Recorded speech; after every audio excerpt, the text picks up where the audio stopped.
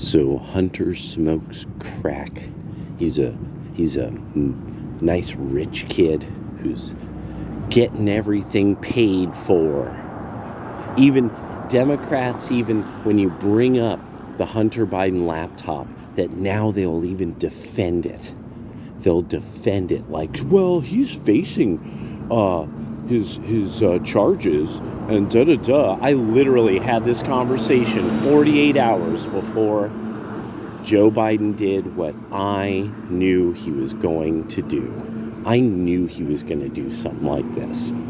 That either he was going to figure out a way of making sure that Hunter got like very little time or the lightest punishment, and that would be very clear that he did. Like it would not be subtle because of the lack of ability to do things subtle with Democrats nowadays. But this was just beautiful. This was just the open contempt. And that's what really now Democrats have to, like, nothing else matters anymore with your party. In a way, there's no set of ideas or ideals that you have that are better, or you're more righteous because of whatever. You don't really have a moral or ethical code or standard that anybody could really cite.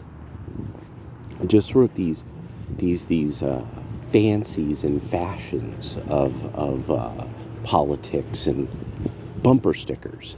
It's bumper sticker ethics, bumper sticker morality. And now the beauty of it is that with this move by Biden, you've clearly shown that, okay, what has obviously been violent contempt on your part, that you're violently contemptuous of people who don't agree with you on really your bumper sticker, cheap ass, dime store ethics and morality. And it really is just your personal interests, and then sometimes some like kook idea that you don't really know the origin of. Like very few of you have ever really discussed the origin of where all this gender bullshit comes from, which that conversation's going to be had in front of Congress, and then you guys are going to lose forever. And if you teach that stuff, you're going to get totally fucked. Once everybody knows that all the gender stuff is like this pseudoscience invented by sexual deviants and child molesters and criminals, and I mean quite literally that's where it originates from.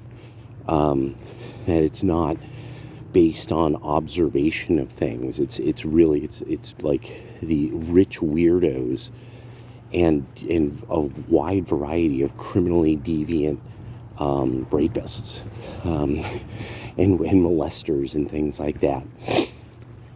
So trying to figure out how really to justify their cruelty toward children, which most things that are liberal, they're just a disguise. The most valuable thing from Robert Bray Fult's book, The Mothers, wasn't so much Bray Fult's law as a lot of the other stuff in there was fucking gold. And while it was like many works by a socialist, it kind of read into a lot, but I think he also did a good job of reading into a lot, because in so doing, he follows certain lines of thinking that the modern sexual revolutionary, post-sexual revolution, and gender sexual type person, they would all get a lot of this idea of no, people drugging children to behave correctly. This is just because humans are cruel to children. In the most savage societies, as Robert Bray Fulton would put it, highly civilized societies invest tremendously in few children. Savages have many children that they just kind of leave to the world and the village. This is what Hillary Clinton really kind of is, because the Democrats, if you look at how their group by class, there are many dirt poor brokies, and then some people in the middle, and then this really powerful group of people who earn quite a bit of money, like the upper middle class and upward, and they're the ones who control the party. The brokies do not control the party. The brokies are the savages that the party shares bread with, like a savage village of uncivilized people. That the nobles are bread lords who hand out bread to their savage, violent followers who basically go to other people's villages, states, and says, you need to pay us because we are us. You have to address us by special names because we are us. You have to treat us a certain way because we are us. And if you don't, we get to commit violence against you. And we're always going to be trying to figure out ways of getting money from your transactions and your industries.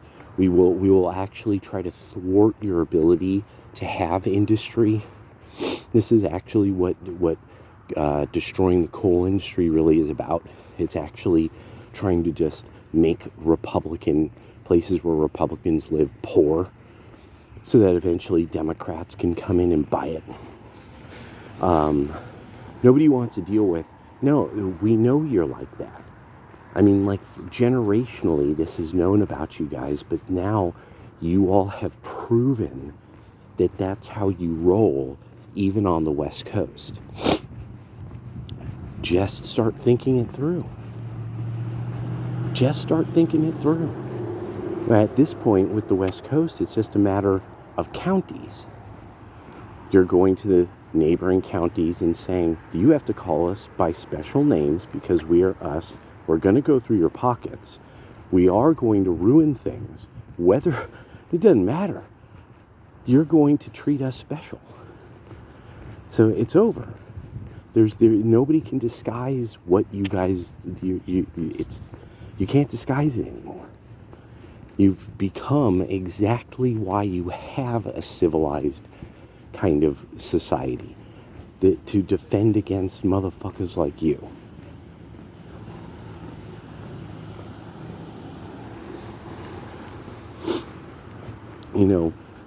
I like when especially something like, oh, rabbits, they have all these children. That was a good one.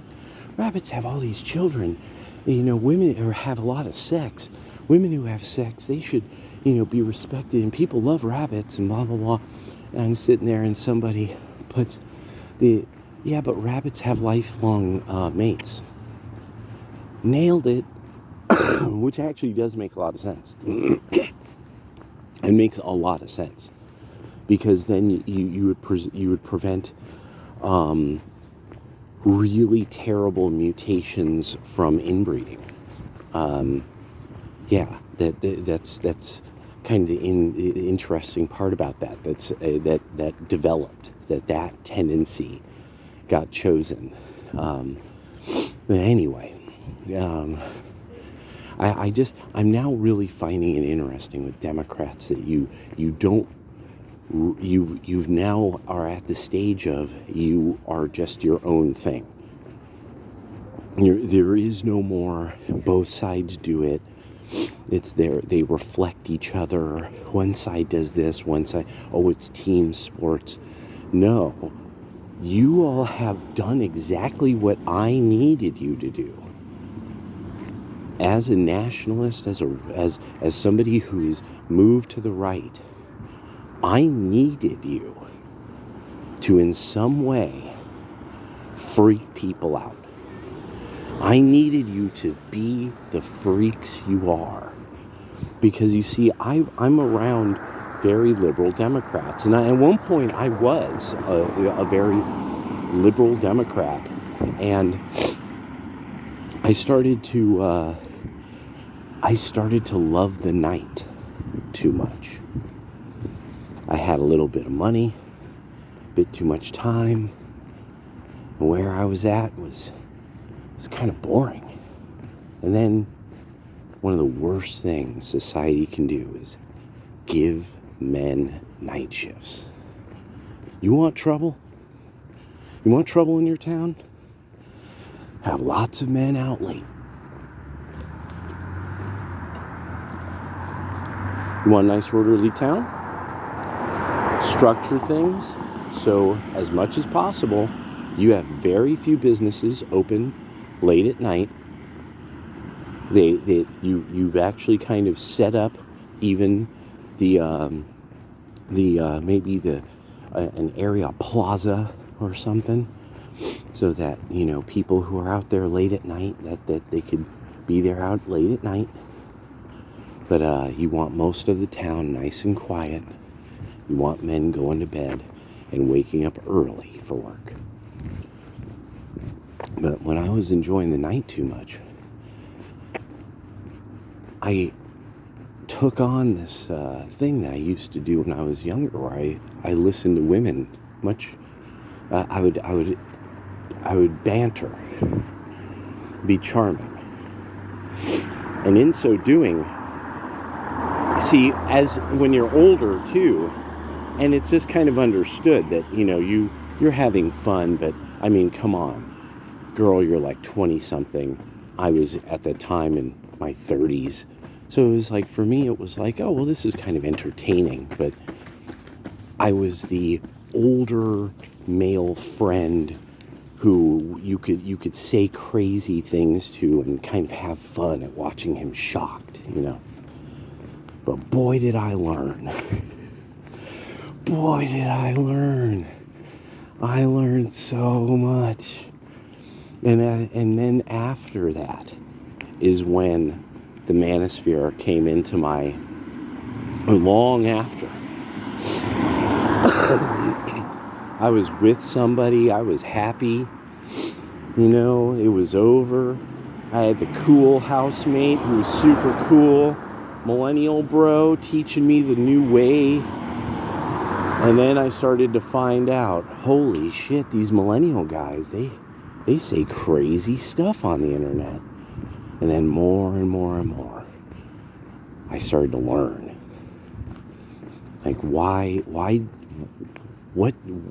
is normal? What is a functional society? What are you really looking for out of, romance? What are you looking for out there in the night? Walk the streets at night, looking for someone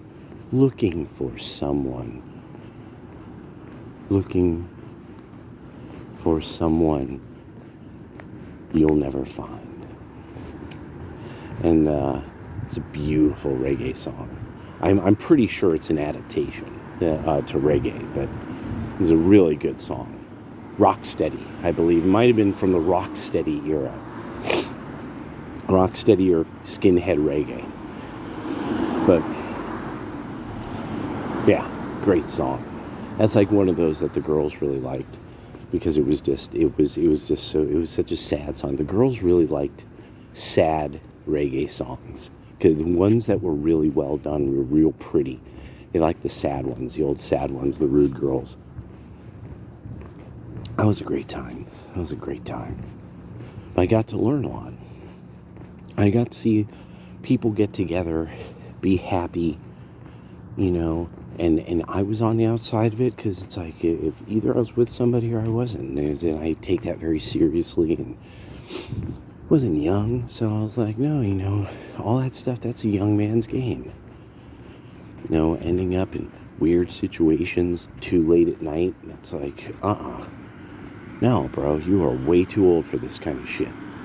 So I've gotten my fair share. I've gotten my fun.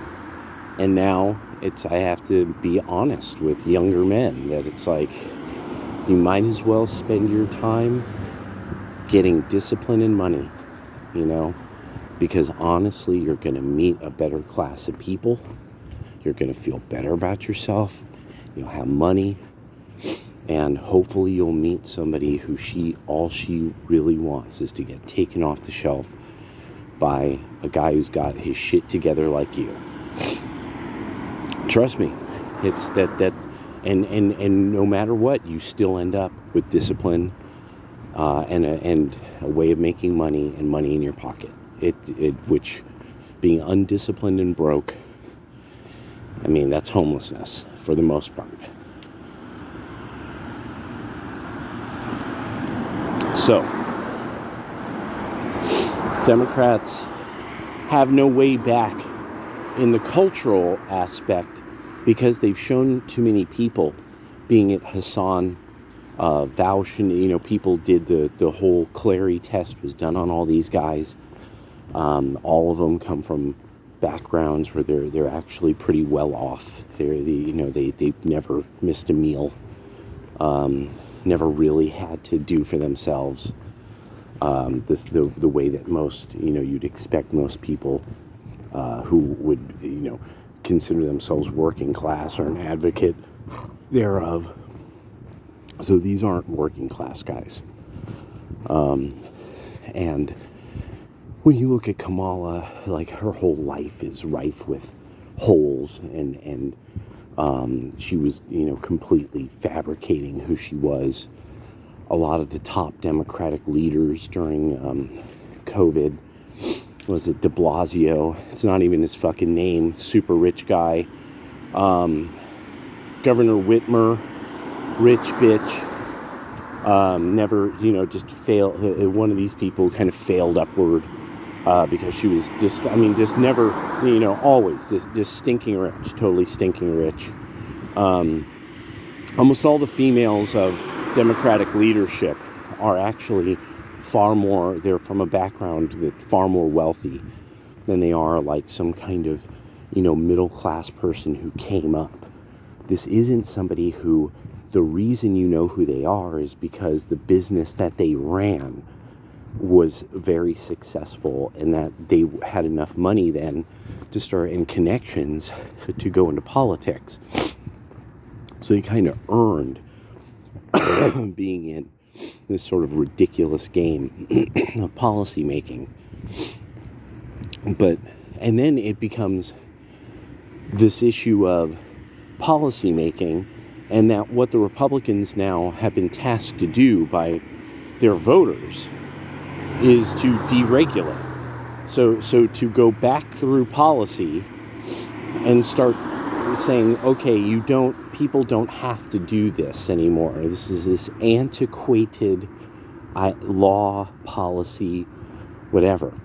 Well, it's very interesting because that's real reform. That's definitively reforming the government.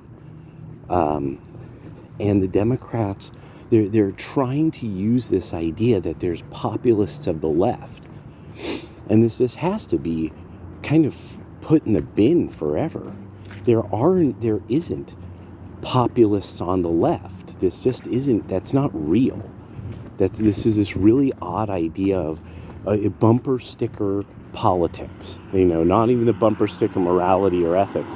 This is bumper sticker political philosophy. The left has specific reasons why they are the left. Their ideas are specific to them. They're modernist. They're anti-traditionalist. Like they want tradition to fold to the modern authority of the state and the common vote. This isn't a matter of that people believe sort of in communities running themselves. They really quite fundamentally do not. They're always looking for who is oppressing the women or the minorities. Who is the minority? Are they being oppressed? They immediately go to that. They immediately start dividing up the community along their philosophical, conceptual lines. And it's that they hold tradition of normal people in contempt. It's just a matter of when they show the contempt.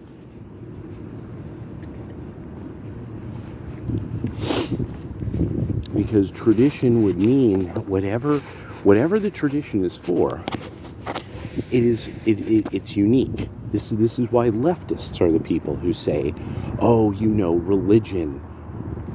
And okay, that's nice that you want to think that all religions are the same. They're not. They all are quite uniquely different from one another. And so somebody would be like, well, that would be like saying all people or groups of people are uniquely different from one another. Yes, that would be so.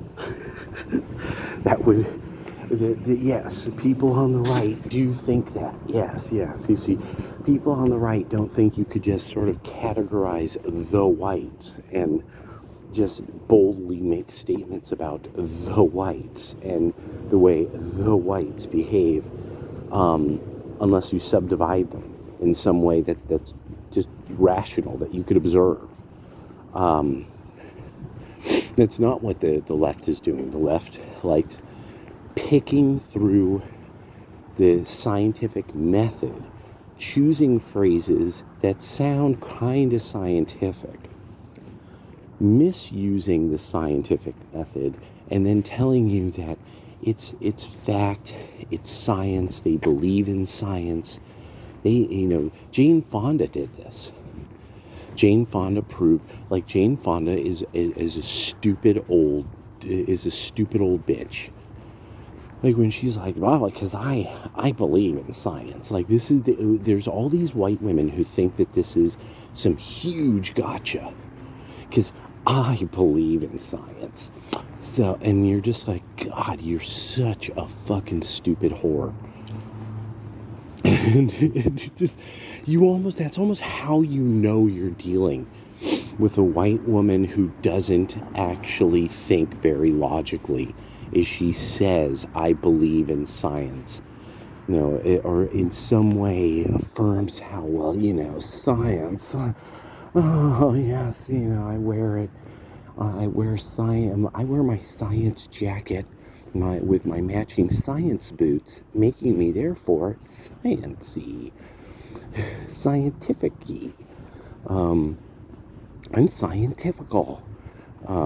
Yeah, so now you all have shown that there's something about you that's kind of this mix of the worst characteristics of violent ethnic minorities, the craziness of Mohammedanism, all the kind of awful parts of, like, what a mean teenage girl would behave like if she were, especially had this kind of followers of waifishly sized gay men who were, helping her with her plots and schemes against her own friends. And then there's that. You guys actually are far more likely to hurt each other. This has been the most interesting thing to come to figure out. This was one of the ways that also I knew Trump was going to do far better than people were thinking. He was much more popular than people were thinking. Because the Democrats mostly hurt themselves. They mostly hurt their towns, their cities. Now it's interesting because it's the way that blue enclaves are suffering. This very unique kind of problem of people desperately trying to move from blue enclave to blue enclave all over the country, so that eventually you have all these people displaced from places because those who had the money to move around a lot, they still can. The people who are like, oh, I got priced out of this nice blue enclave I was in. It was just a very pleasant place to live. Those are the working poor. And they're gone. They're totally gone now. You don't have them there. They can't move back to the blue enclave. It costs too much to move there now. You guys have this now. And so only yesterday, a story comes out Oregon has, Portland has this doctor of economics talking to them, and he's like, Portland is facing the urban doom loop. They can't get the foot traffic back. And having no idea if you can be openly attacked by drug addicts, crazy people, or commie gang, that commie gang might decide to just destroy your car. And there's nobody's going to help you. Nothing's going to be done. Are you going to defend yourself from some crazy maniac who tries to do something to you in the streets only to have the crowd turn on you? Or will people just turn their backs because everyone's obviously cowed? And they've obviously been cowed by the criminality and commie gang. So to me, it's great. I mean, anything that just wrings the life out of blue enclaves and spreads people out that's what I wanted. I wanted people spread out. I don't want people concentrated at the level we are, because it's easier on the environment when you spread humans out. It's harder on humans. It's easier on the environment. So we're going to have to become more, just fundamentally better at living at less than 2% development. We're going to have to spread out and develop to 3% of the 48 contiguous states. Oh boy, that's wild stuff right there. And not live in like giant shitholes. So your team's 20 years behind on these ideas. This was stuff that all came up because of the challenge the alternative right put toward the old Republicans. That's what it was. And none of you were there to know. So good luck.